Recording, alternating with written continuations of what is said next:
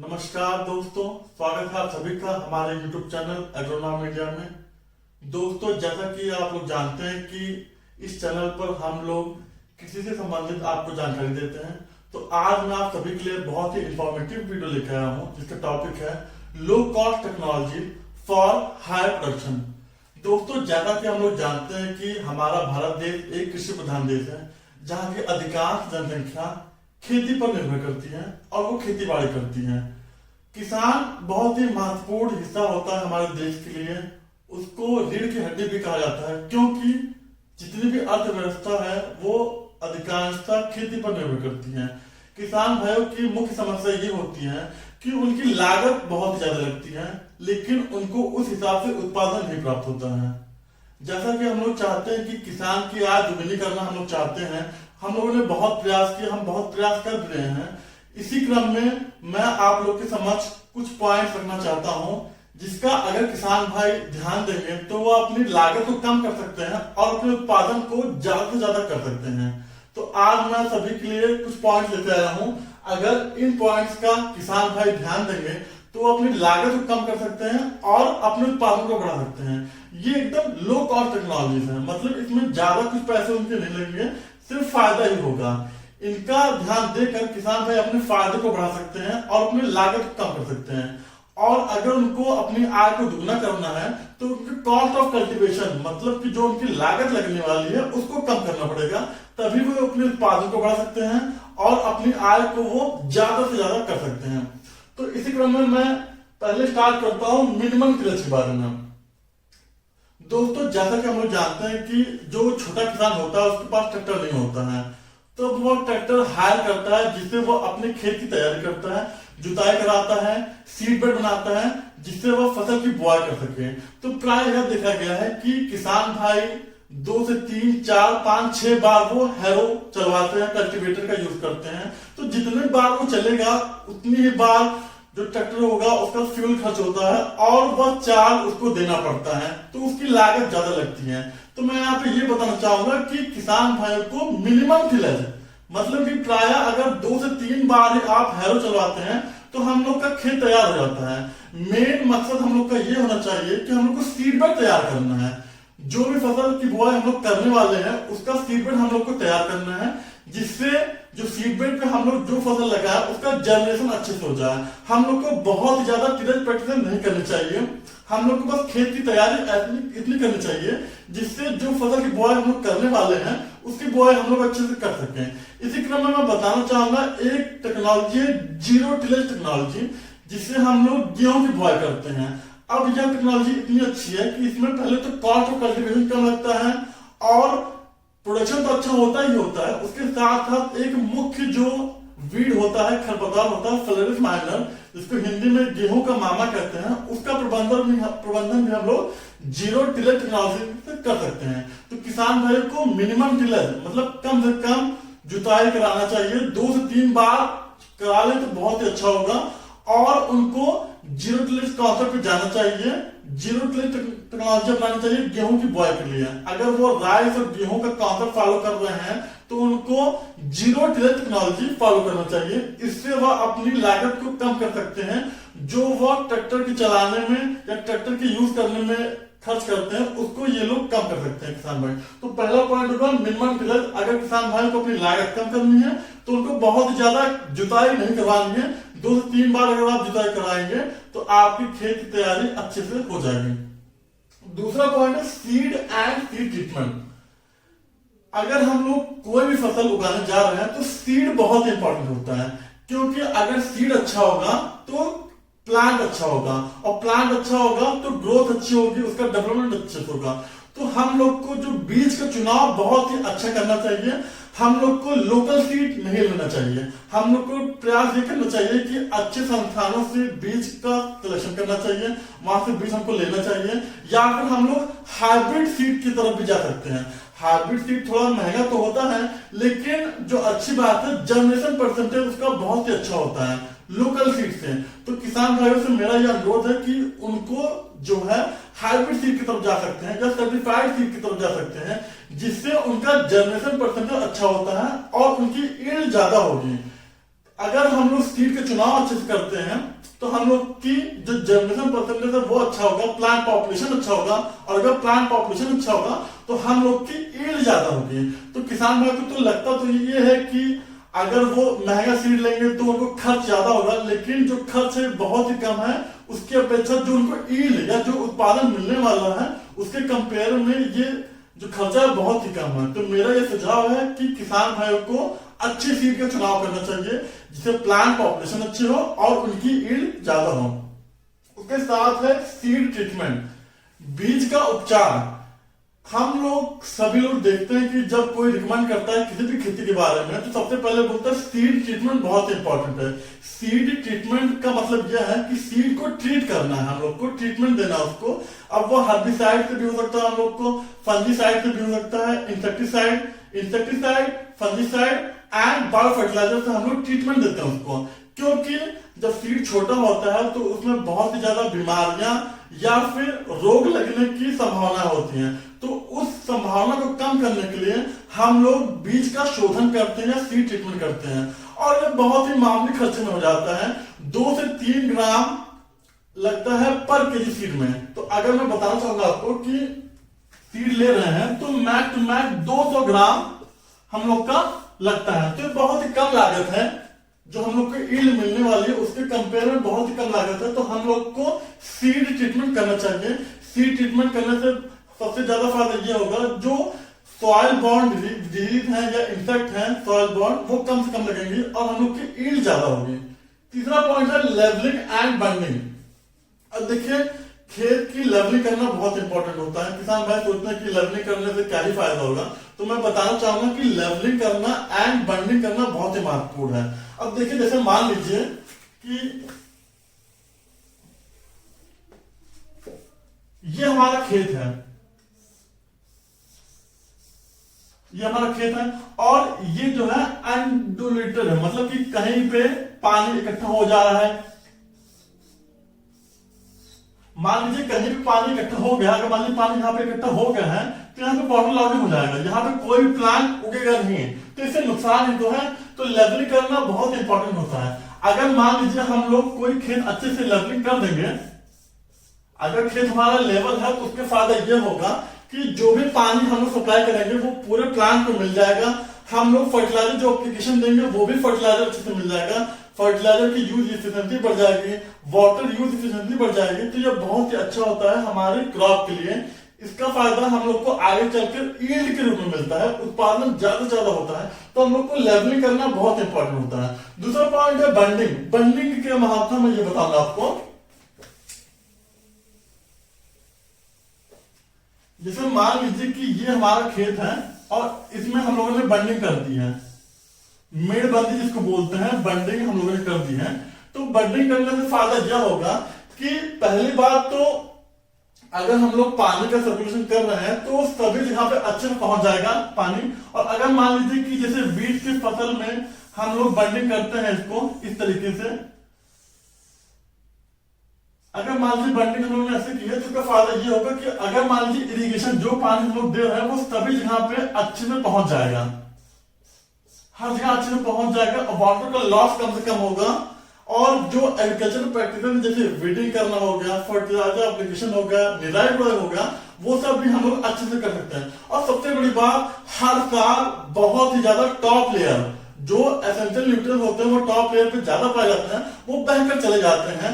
लेकिन अगर हम लोग बंडिंग करेंगे या फिर लेवलिंग करेंगे तो उस जो हम लोग का नुकसान होने वाला है सॉइल इरोजन के द्वारा, टॉप लेयर पे जो बहना उसको हम लोग कम से कम कर सकते हैं। इससे जो न्यूट्रिएंट की मात्रा है वो हमारे खेत में बनी रहेगी।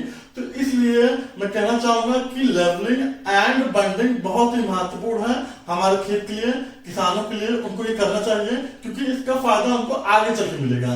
तो किसान भाइयों को ये करना चाहिए कि उनको लेवलिंग एंड बंडिंग करना चाहिए। तीसरा पॉइंट है सोइंग मेथड, मतलब कि बुआई की क्या प्रक्रिया हम लोग को फॉलो करना चाहिए। बुआई मेथड किस तरह की बुआई करना चाहिए। जैसे कि हम लोग जानते हैं कि हमारे किसान भाई प्राय छिड़काव विधि से, मतलब कि जो सीड को छिड़क के, बीज की बुआई छिड़क के करते हैं। इससे उनका नुकसान यह होता है कि उनकी बीज दर बहुत ज्यादा लग जाती है, बीज की मात्रा बहुत ज्यादा लग जाती है और बीज कहीं पर पहुंचते हैं कहीं पर नहीं पहुंचते हैं। तो इसलिए मेरा सजेशन ये है कि उनको बीज की बुआई का मेथड जो है अच्छे से करना चाहिए, लाइन शोइंग करना चाहिए। या फिर बीज की जो बुआई का मेथड है वो डिपेंड करता है कि आप किस जगह पे हैं। अगर मान लीजिए हम लोग या किसान भाई ऐसी जगह पे हैं जहां पे रेनफॉल बहुत ज्यादा होता है तो उनको रिज एंड फॉरो मेथड से बुआई करनी चाहिए। अब रिज एंड फॉरो मेथड क्या होता है, देखिए ये है रिज एंड फॉरो मेथड। अब मान लीजिए कि अगर कहीं पर पानी बहुत ज्यादा आ रहा है, रेन कहीं पे बारिश बहुत ज्यादा हो रही है तो उनको यहाँ पे बुआई करनी चाहिए, प्लांट लगाना चाहिए क्रॉप का। अब जैसे मान लीजिए पानी ज्यादा आ गया तो पानी यहाँ पे स्टोर हो जाएगा, जो हम लोग की ये मेन फसल है ये बच जाएगी पानी के ज्यादा प्रभाव से। कभी कभी हम लोग को इस तरह से रिज फॉरो मेथड अपनाना चाहिए जहां पे बारिश ज्यादा हो रही है, और यही मेथड हम लोग उस जगह पे भी अपना सकते हैं जहां पे पानी कम आ रहा है, क्योंकि हम लोग शोइंग यहाँ पे कर सकते हैं। अगर मान लीजिए हम लोगों ने बुआई यहाँ पे कर दी है तो जहां पे पानी की मात्रा कम आ रही है, कभी बारिश हो तो पानी यहाँ पे इकट्ठा हो जाता है, तो इससे जो है जो क्रॉप है हम लोग की वो अच्छे से सर्वाइव कर जाएगी। तो हम लोग को सोइंग मेथड बहुत ही इंपॉर्टेंट होता है कि हम लोग किस तरीके से बीज को बुआई कर रहे हैं, तो उस हिसाब से हम लोग को सोइंग मेथड डिसाइड करना चाहिए। हम लोग को छिड़काव विधि कम से कम इस्तेमाल करना चाहिए, हम लोग को लाइन से बुआई करना चाहिए। लाइन से बुआई करने से सबसे ज्यादा फायदा यह होता है कि पहली बात तो बीज दर कम लगती है और पौधों को तैयार होने के लिए, बढ़ने के लिए स्पेस जो जगह चाहिए होती है वो मिल जाती है, उनका जो है न्यूट्रिएंट अच्छे से मिल जाता है, मॉइस्चर या नमी जो चाहिए होती है वो अच्छे से मिल जाता है। तो शोइंग मेथड बहुत इंपॉर्टेंट होता है उनकी ईल्ड को बढ़ाने के लिए एंड उनकी कॉस्ट ऑफ कल्टीवेशन को कम करने के लिए। तो ये बहुत अच्छा लो कॉस्ट मेथड है शोइंग मेथड। उसके बाद जो हमारी अगली लो कॉस्ट टेक्नोलॉजी है उसका नाम है क्रॉप रोटेशन एंड इंटरक्रॉपिंग। प्राय यह देखा गया है कि किसान भाई दो ही फसल बार बार उसकी बुआई करते रहते हैं, या तो कभी वो राइस ले लेंगे या फिर वो गेहूं की बुआई करते हैं। जब वो एक ही फसल को बार बार बुआई करते रहते हैं तो उससे सबसे ज्यादा नुकसान उनकी सॉइल को होता है या खेत को होता है। अब जब हम लोग एक ही फसल को बार बार उसकी बुआई करते रहते हैं, एक ही फसल चक्र को हम लोग पालन करेंगे तो उससे जो है जो मृदा में न्यूट्रिएंट की कमी आ जाती है, क्योंकि अगर हम लोग सीरियल क्रॉप भी बार बार लेते रहेंगे तो वो मिट्टी से ज्यादा न्यूट्रिएंट का अब्सॉर्ब करेंगे और मिट्टी में न्यूट्रिएंट की कमी आ जाएगी। तो क्रॉप रोटेशन करना बहुत ही महत्वपूर्ण है, उनको क्रॉप रोटेशन करना चाहिए। और क्रॉप रोटेशन का भी एक फायदा यह होता है कि प्राय यह देखा गया है कि अगर हम लोग धान गेहूं की बुआई बार बार करते रहेंगे तो जो वीड गेहूं में आ रहा है, जैसे फलिस मानन हो गया, तो उसी तरीके से वीड जो है राइस में भी आ जाता है, तो उनका जो लाइफ साइकिल है वो ब्रेक नहीं होता। तो इससे जो है जो मुख्य फसल की उत्पादन में है उसमें कमी आ जाती है। और कुछ इंसेक्ट भी होते हैं जो एक फसल से दूसरे फसल में ट्रांसफर हो जाते हैं। तो क्रॉप रोटेशन करना बहुत ही महत्वपूर्ण है, किसान भाइयों को क्रॉप रोटेशन करना चाहिए। अगर वो क्रॉप रोटेशन करते हैं तो उनकी उत्पादन ज्यादा हो सकता है या ज्यादा होती है, और उनकी जो वीड से जो कमी आने वाली उत्पादन में उसको भी वो निजात पा सकते हैं, वीड मैनेजमेंट भी वो लोग अच्छे से कर सकते हैं। तो क्रॉप रोटेशन करना चाहिए। दूसरा इंटरक्रॉपिंग। इंटरक्रॉपिंग यह होता है कि जितने भी रिसोर्स हैं उनको हम लोग को अच्छे से यूज करना है। जब हम लोग क्रॉप की बुआई सिस्टमैटिक वे में करते हैं, जैसे कि गेहूं के साथ सरसों की बुआई कर दी हम लोगों ने, मटर की बुआई कर दी, तो इन सबको चेंज करके हम लोग रिसोर्स का अच्छे से यूटिलाइजेशन कर सकते हैं। एक ही खेत में हम लोग फसल को साथ में बुआई कर सकते हैं, जिससे जो खेत है उसका अच्छे से हम लोग यूज कर सकते हैं। तो हम लोग को क्रॉप रोटेशन एंड इंटरक्रॉपिंग करनी चाहिए। यह बहुत ही अच्छी लो कॉस्ट टेक्नोलॉजी है, इसमें कोई पैसा नहीं लगने वाले हैं। और क्रॉप रोटेशन में जैसे मान लीजिए कि धान को हम लोगों ने रिप्लेस कर दिया मक्का से और गेहूं को रिप्लेस कर दिया हम लोगों ने सरसों से, तो क्रॉप को रोटेशन कर दिया हम लोगों ने। तो इससे वीड मैनेजमेंट भी हम लोग अच्छे से करते हैं, इंसेक्ट मैनेजमेंट भी हम लोग अच्छे से कर सकते हैं। तो यह बहुत ही अच्छी तकनीक है, लो कॉस्ट टेक्नोलॉजी है, जिससे हम लोग वीड का मैनेजमेंट कर सकते हैं और अपने उत्पादन को बढ़ा सकते हैं। दूसरा पॉइंट है organic sources of nutrients on farm. देखिए जैसा कि मैंने बताया है कि किसी भी फसल के अच्छे उत्पादन के लिए soil fertility and soil productivity का अच्छा होना बहुत ही महत्वपूर्ण है। अगर हमारी सॉइल फर्टाइल और प्रोडक्टिव नहीं होगी तो उत्पादन नहीं हो सकता, मतलब कि वो संभव ही नहीं है। तो उत्पादन को अच्छा करने के लिए हम लोग की फर्टिलिटी को मेंटेन करना पड़ेगा और मैनेजमेंट अच्छे से करना पड़ेगा। जैसे मैंने अपने लास्ट वीडियो बताया था soil fertility and soil productivity क्या होती है, तो सॉइल की फर्टिलिटी को बढ़ाने के लिए हम लोग को न्यूट्रिएंट सप्लाई करना पड़ेगा। तो यहाँ मैं बात कर रहा हूँ organic sources of nutrient on farm, मतलब कि जब हम लोग बाहर से कुछ नहीं लेके आ रहे हैं, जैसे मान लीजिए कि बाहर से कोई रिसोर्स हम लोग नहीं लेके आ रहे हैं, हम लोग के पास जो भी संसाधन है उन्हीं का इस्तेमाल करके हम लोग न्यूट्रिएंट सप्लाई करेंगे, सॉइल की फर्टिलिटी को बढ़ाएंगे। अब जैसे कि इसका सीधा एग्जाम्पल हो गया फार्म यार्ड मैन्योर, जिसको गोबर खाद कहते हैं, केचुआ खाद हो गया, वर्मी वॉश हो गया। तो इन सब का इस्तेमाल करके हम लोग अपने फार्म पर ही फर्टिलिटी को बढ़ा सकते हैं और उत्पादन को बढ़ा सकते हैं। इसका सबसे एक अच्छा उपाय है zero budget natural farming. Zero budget natural farming वह है जिसमें हम लोग को ज्यादा पैसे नहीं लगते हैं और जो भी संसाधन हम लोग के पास है उन्हीं का इस्तेमाल करके हम लोग ऐसे तरल पदार्थ जैविक खाद बनाते हैं जिसका इस्तेमाल करके जो एसेंशियल माइक्रो ऑर्गेनिज्म है उनके नंबर्स को हम लोग सॉइल में बढ़ाते हैं, जिससे वो सॉइल की फर्टिलिटी को इंप्रूव करते हैं और हमारा उत्पादन अच्छा होता है। और सबसे बड़ी बात क्वालिटी, क्योंकि क्वालिटी बहुत ही महत्वपूर्ण होती है आज के समय में, तो क्वालिटी एंड प्रोडक्शन दोनों बहुत ही अच्छा हो जाता है। तो हम लोग को जीरो बजट नेचुरल फार्मिंग का भी इस्तेमाल करना चाहिए, ऑर्गेनिक मेथड से सॉइल की फर्टिलिटी को इंप्रूव करना चाहिए। तो जो भी संसाधन हम लोग के फार्म पे उपलब्ध है उन्हीं का प्रयोग करके हम लोग को न्यूट्रिएंट सप्लाई करना चाहिए और अपने उत्पादन को बढ़ाना चाहिए। उसके बाद है पॉइंट मल्चिंग। मल्चिंग क्या होता है, जैसे कि मैं बता चुका हूं कि जब हम लोग क्रॉप रिड्यू, मतलब कि जो भी हम लोग पास फसल अवशेष है, फसल अवशेष प्रबंधन एक बहुत ही गंभीर समस्या है किसानों के लिए और हम सभी के लिए, हमारे देश के लिए भी। तो फसल अवशेष प्रबंधन का एक सबसे और सटीक जुगाड़ है, जो उपाय है, हम लोग मल्चिंग का इस्तेमाल कर सकते हैं। मल्चिंग वह विधि होती है जिसको हम लोग फसल अवशेष का प्रबंधन करके मल्चिंग करते हैं, मतलब कि एक कवर बनाते हैं। इसका फायदा यह होता है कि हम लोग वीड मैनेजमेंट कर सकते हैं, मॉइस्चर का कंजर्वेशन कर सकते हैं और अगर हम लोग मल्चिंग का इस्तेमाल करते हैं तो ऑर्गेनिक मैटर इंक्रीज होता है, क्योंकि वो डिकम्पोज होकर सॉइल में मिल जाएगा, जिससे ऑर्गेनिक मैटर बढ़ जाता है और ऑर्गेनिक मैटर बढ़ जाएगा तो उससे सॉइल फर्टिलिटी भी अच्छी होगी, सॉइल की फिजिकल प्रॉपर्टीज भी अच्छी होगी, सॉइल की वाटर होल्डिंग कैपेसिटी भी अच्छी हो जाएगी। तो मल्चिंग हम लोग को करना चाहिए और फसल अवशेष से ही करना चाहिए, हम लोग को बाहर से क्यों नहीं लेके आना। हम लोग को ऑन फार्म पे जो हमारे क्रॉप रेजिड्यू है उसका इस्तेमाल करके हम लोग को मल्चिंग करना है। मल्चिंग में पहले तो कुछ लागत लग सकती है, जैसे कि मान लीजिए लेबर चार्ज लगेगा, लेबर उसको उठा के लेके आएगा, उसको फैलाएगा, उसका इस्तेमाल करेगा, तो कुछ तो खर्चा आएगा, लेकिन उसके बाद जो बेनिफिट मिलने वाला है वो बहुत ही ज्यादा होगा। उसके सामने ये जो लागत है वो बहुत ही कम हो जाती है। तो हम लोग को मल्चिंग का इस्तेमाल करना चाहिए। क्रॉप रेजिड्यू से जो हम लोग के पास फसल अवशेष है उनका अच्छे से प्रबंधन करना चाहिए। तो हम मल्चिंग करके हम लोग अपना बहुत ज्यादा पैसा बचा सकते हैं और अपने उत्पादन को बढ़ा सकते हैं। तो मल्चिंग एक बहुत ही अच्छी लो कॉस्ट टेक्नोलॉजी है जिसमें कोई पैसे नहीं लगने वाले हैं और हमारा उत्पादन ज्यादा होता है और हमारी लागत बहुत ही कम लगती है। उसके बाद है बायोलॉजिकल कंट्रोल। देखिए, जैसे कि वीड मैनेजमेंट के लिए, इंसेक्ट मैनेजमेंट के लिए हम लोग हर्बिसाइड एंड पेस्टिसाइड का यूज तो करते हैं, लेकिन ये नुकसान तो करता है हमारे सॉइल के लिए और हमारे वातावरण के लिए। तो हम लोग को बायोलॉजिकल कंट्रोल के लिए जाना चाहिए।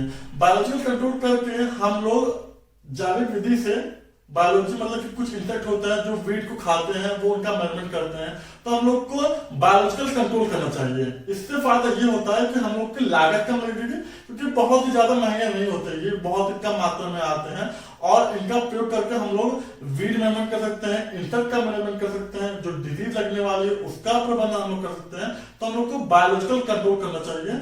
बायोलॉजिकल कंट्रोल करने से सबसे ज्यादा फायदा ये होता है कि हमारा वातावरण बहुत ही शुद्ध रहता है, उसको कोई नुकसान नहीं पहुंचता। तो हम लोग को बायोलॉजिकल कंट्रोल करना चाहिए वीड मैनेजमेंट के लिए, इंसेक्ट मैनेजमेंट के लिए एंड डिजीज मैनेजमेंट के लिए। तो हम लोग को बायोलॉजिकल कंट्रोल करना चाहिए। यह बहुत ही अच्छी लो कॉस्ट टेक्नोलॉजी है, इसका इस्तेमाल करके किसान भाई अपने उत्पादन को बढ़ा सकते हैं और अपनी लागत कम कर सकते हैं। और अगर लागत कम होगी तो उनका उत्पादन ज्यादा होगा और उनकी आय भी ज्यादा से ज्यादा हो सकती है। उसके बाद है इन सीटू वाटर हार्वेस्टिंग। देखिए, जल जो है बहुत ही महत्वपूर्ण होता है हमारी खेती के लिए और हमारे दैनिक जीवन के लिए। तो वाटर हार्वेस्टिंग मतलब कि जल का संचय करना बहुत ही महत्वपूर्ण है। अब जल का संचय करने की जब बात ये आती है तो हम लोग वाटर हार्वेस्टिंग कैसे कर सकते हैं? हम लोग वाटर हार्वेस्टिंग बंडिंग से कर सकते हैं। मतलब कि अगर मान लीजिए ये हमारा खेत है तो हम लोग बंडिंग विधि से मतलब अच्छे से मेड़बंदी करके हम लोग वाटर हार्वेस्टिंग कर सकते हैं, जिससे अगर मान लीजिए कभी वाटर की कमी आए तो इस वाटर का यूज करके हम लोग अपने क्रॉप को, अपने फसल को प्रोवाइड कर सकते हैं, जिससे जो वाटर की नीड है फसल के लिए उसकी पूर्ति हम लोग कर सकते हैं और अपने उत्पादन को बढ़ा सकते हैं। और यहाँ पे बात हो रही इन सीटू वाटर हार्वेस्टिंग, मतलब कि हम लोग को खेत के अंदर ही वाटर हार्वेस्टिंग करनी है। हम लोग बाहर से कुछ डैम नहीं बना रहे हैं, पॉन्ड नहीं बना रहे हैं, हम लोग वाटर हार्वेस्टिंग कर रहे हैं, जल का संचय कर रहे हैं खेत के अंदर, जिससे अगर मान लीजिए कभी बारिश नहीं हुई या बारिश की कमी आ गई तो सूखा प्रभावित क्षेत्रों में हम लोग इस वाटर का इस्तेमाल कर सकते हैं, जिससे जो लागत लगने वाली है हम लोग को पानी के लिए उसकी कमी हम लोग कर सकते हैं। और अगर हम लोग इन सीटू वाटर हार्वेस्टिंग करते हैं तो हम लोग अपने उत्पादन को बढ़ा सकते हैं और उसके साथ साथ जो लागत लगने वाली है उसको भी हम लोग कम कर सकते हैं। तो किसान भाइयों से मेरा यह अनुरोध है कि वो अपने खेत में वाटर हार्वेस्टिंग भी करें, जल का संचय भी करें, यह बहुत ही अच्छा होता है उनके लिए भी और उनकी फसलों के लिए भी। और लास्ट जो हमारे पास पॉइंट है रिसाइकिल। रिसाइकिल क्या होता है? जब हम लोग जो वेस्ट मटेरियल होता है उसका इस्तेमाल हम लोग यूटिलाइजेशन करते हैं, उसका अच्छे से इस्तेमाल करते हैं, उसको हम लोग रिसाइकिल करते हैं। अब आप लोग सोचेंगे कि खेती में क्या रिसाइकिल करते हैं? जैसे मान लीजिए कि हम लोग के पास गाय है, गाय गोबर देती है, ठीक है, उसके बाद वो यूरिन देती है, तो इसका इस्तेमाल हम लोग जीरो बजट नेचुरल फार्मिंग में कर सकते हैं, जीवामृत बनाने में, कंपोस्ट बनाने में, गोबर की खाद बनाने में इसका इस्तेमाल कर सकते हैं। तो इसका यूटिलाइजेशन हम लोगों ने किया, रिसाइकलिंग किया, तो कुछ भी व्यर्थ नहीं है, उसका हम लोग को अच्छे से इस्तेमाल करना है और ज्यादा से ज्यादा मुनाफा कमाना है। अगर मान लीजिए कि हम लोग रिसाइकलिंग करके गोबर खाद बना रहे हैं, वर्मी कंपोस्ट बना रहे हैं, जीवाणु बना रहे हैं, तो इसका हम लोग अपने खेत में इस्तेमाल करेंगे ही, जिससे हम लोग की लागत कम आएगी। और उसके साथ साथ अगर ज्यादा हम लोग बना लिए हैं तो हम लोग उसको बेच भी सकते हैं, तो इससे मुनाफा भी कमा सकते हैं हम लोग। तो हम लोग को रिसाइकलिंग करना है, कुछ भी वेस्ट मटेरियल नहीं होता, हम लोग को अच्छे से इस्तेमाल करना है। तो इन सब बातों का हम लोग को ध्यान देना है, जिससे हम लोग अपने उत्पादन को बढ़ा सकते हैं और अपनी लागत कम कर सकते हैं। तो आशा करता हूं कि आप सभी को यह वीडियो पसंद आया होगा, तो please like, comment and subscribe कीजिए। और आप सभी के भी जो कोई भी क्वेश्चन हो किसी संबंधित, आप हम लोग कमेंट बॉक्स में पूछ सकते हैं, मैं उसका उत्तर दूंगा। और ऐसे ही नई नई खेती से जुड़ी जानकारी आपको देता रहूंगा। धन्यवाद। Thank you so much.